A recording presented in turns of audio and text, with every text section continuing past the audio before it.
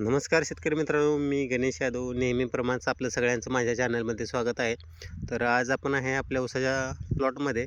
तर हा ऊस तुटून कारखान्याला गेला आहे. आता हा गेल्यानंतर आपण काय केलं, इथं ड्रिप काढायचं काम चालू आहे.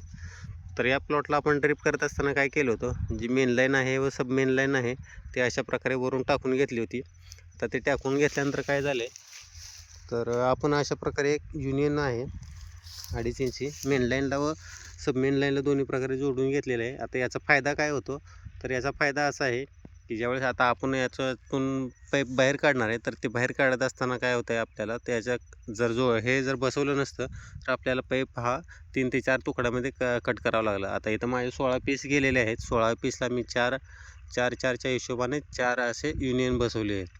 तर याचा फायदा काय होतो, तर वारंवार तुम्हाला म्हणजे मशागत करायची असेल किंवा फड जाळायची असेल त्यावेळेस तुम्हाला ते कट करावं लागणार नाही. ऊसाचं वाहन जे आहे फडातून बाहेर काढताना त्यावेळेसही तुम्हाला तेवढा पाईप कट करावा लागत नाही.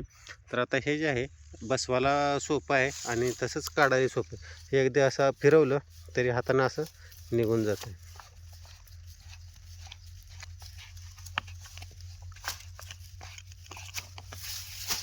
तर काय होते, आता हे काढलं व बसवायला असंच आट्या आहे त्याला, बसायलाही सोपं आहे आणि काढायलाही सोपं आहे. जर आपण हे बसवलं नसतं तर आपल्याला याचे 3 ते 4 तुकड्यामध्ये कट करावं लागलं असतं आणि ते कट केल्यानंतर काय होतं, पुन्हा आपल्याला जोडायचं म्हणतात त्याचा खर्च वाढतो. कप्टर असेल, सुलीची नसेल किंवा बाकीचा इतर खर्च असेल किंवा जर एखाद्या शेतकऱ्याने ह्याला जर गरम करून बसवलं तर काय होतं, दोन्हीच्या आपण जे होल मारले त्या होलामधलं जर अंतर कमी झालं तर ते पुन्हा अडचण करतं मेहनत करताना किंवा बरोबर ड्रिप हाताळताना आपल्याला अडचण करतं. तर तसं न करता हे स्वस्तात मस्त अगदी 125 ते ₹150 मिळतं आणि खर्च आहे. आता या प्लॉटला आपण आता 2 ते 3 वर्ष आपल्याला चारी काढता येणार नाही, कारण ऊसाचं जास्त नुकसान होईल.